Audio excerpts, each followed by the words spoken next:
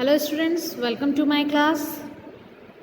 Today I would like to start with one of the short poem which is The Rain on the Roof. So let's start. When the sky is covered with dark clouds and it starts raining, have you ever listened to the patter of the soft rain on the roof?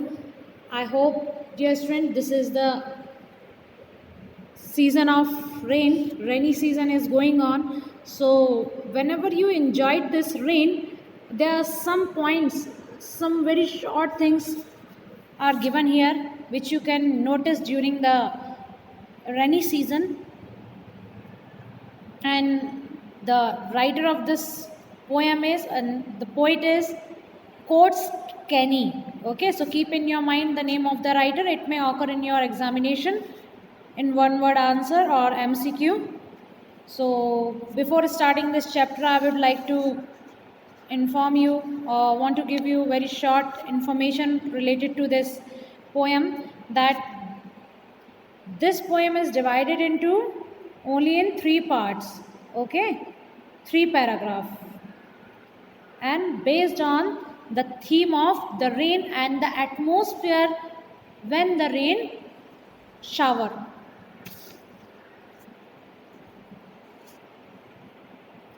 So let's begin here.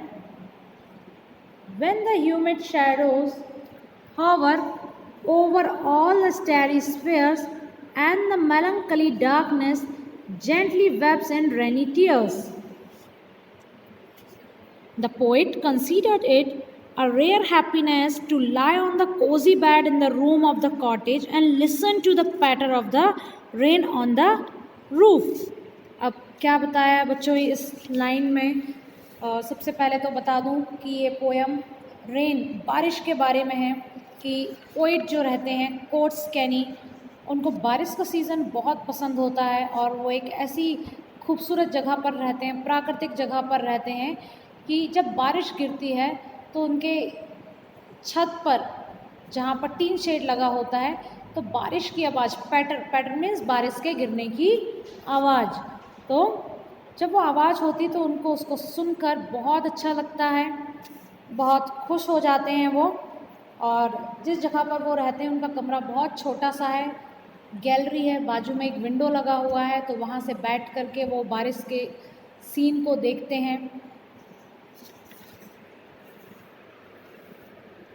When the humid shadows hover means remain in the air aloft, मतलब हवा में मंडराना, ठीक है। जब बादल मंडराते हैं और over all the starry spheres means होते हैं तारागण, स्टार्स, मेलंकली सैड या गमगीन, जेंटली बीप्स इन रेनी टीयर्स। अब क्या बताया है, जब पानी गिरता है तो जो पोइट हैं और जब वो इन सारी चीज़ों को देखते हैं तो उनको ऐसा लगता है, जब ये बादल मंडराते हैं इन तारों के ऊपर खुले हुए आसमान में, और ऐसा लगता है कि जो अंधकार है वो धीरे धीरे छटने लगता है और बारिश के रूप में अपने आंसुओं को गिराता है। What a bliss to press the pillow of a cottage chamber bed and lie listen to the patter of the soft rain overhead. Patter मैंने आपको बताया था, साउंड ऑफ वाटर, पानी के, रेन के गिरने की आवाज़ जो होती है। कॉटेज चैम्बर, कॉटेज झोपड़ी या छोटी सी कुटिया, चैम्बर उसमें एक अलग सी जगह, पिलो मीन्स आपको पता है ना।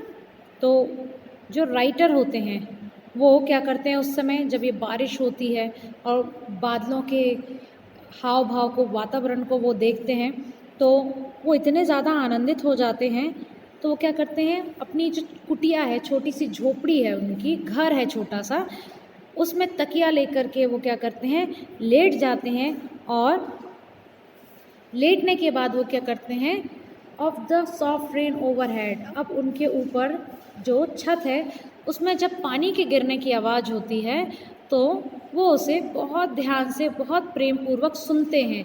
And whenever he listen this voice, whenever he listen this sounds, he feel so much happiness, वो बहुत ज़्यादा खुश हो जाते हैं, बहुत ज़्यादा जॉयफुल फील करने लग जाते हैं. So let's move to the next paragraph. Every tinkle on the shingles has an echo in the heart. Tinkle sound, it means जो पानी जब गिरता है तो टन टन की या दूसरी जो आवाज़ें होती हैं उनके विषय में कहा गया है कि छत के जो तख्त या छत में जो टीन की चादर बिछी हुई है, पानी की बूंदें जब उस पर पड़ती हैं तो इको मतलब गूंजना, तो पूरे घर में उन बूंदों की आवाज़ गूंजने लगती है. And 1,000 dreamy fancies into busy being start. और राइटर के मन में, पोइट के मन में हज़ारों सपने और हज़ारों कल्पनाएं, इमेजिनेशंस उनके मन में उठने लगती हैं.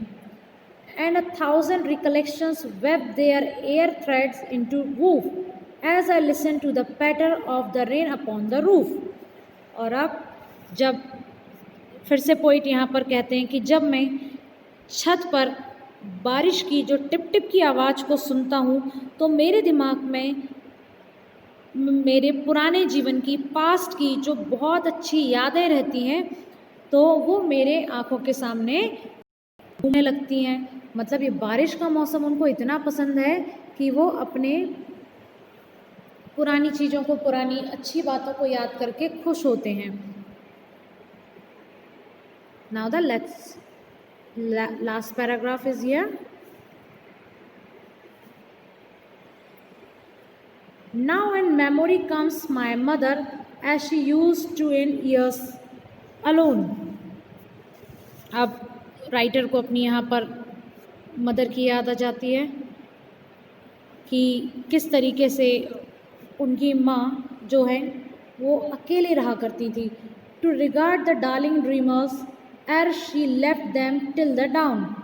और याद आती जब उनको अपनी माँ की तो वो ये कहते हैं कि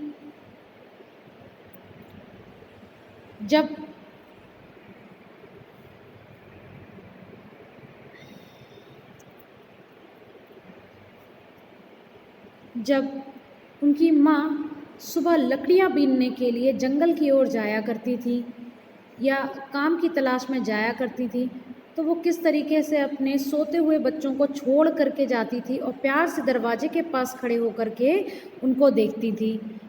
तो पोइट को ये सारी बातें याद आ जाती हैं. Oh I feel her fond look on me as I list to this refrain which is played upon the shingles by the patter of the rain.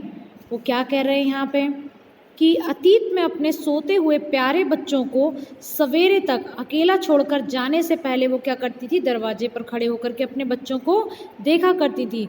और आज जब मैं इस बारिश के मौसम में उस दरवाजे की तरफ देखता हूँ तो बारिश की जो बूंदें हैं उन्होंने उसके घर के पूरे आंगन को गीला कर दिया है. तो उन्हें कहीं ना कहीं अपनी माँ के होने का एहसास होता है. और सबसे ज़्यादा जब बारिश की बूंदें तेज़ी से उनके घर के छत पर गिरती हैं तो उनको ऐसा लगता है कि उनकी प्यारी माँ जो अब शायद इस दुनिया में नहीं है वो ऊपर से कहीं उन्हें निहार रही है, उनको देख रही हैं. I have already told you, dear students, who is the poet of this poem, Coates Kenny. Okay, so this was your poem. I hope you like it. And the summary, or you can summarize this poem in 2 or 3 lines. The poet considered it a rare happiness to lie on a cozy bed in the room of cottage and listen to the patter of the rain on the roof. At that time, the mind is lost in dreams. Thousands of memories come flooding on his mind. They weave strange pictures in the poet's heart. One picture is most touching. I've already told you which picture is that. His childhood picture. He pictures the face of his mother as it used to look at him as she tucked him in the bed. I hope, dear students, you like this poem. Thank you.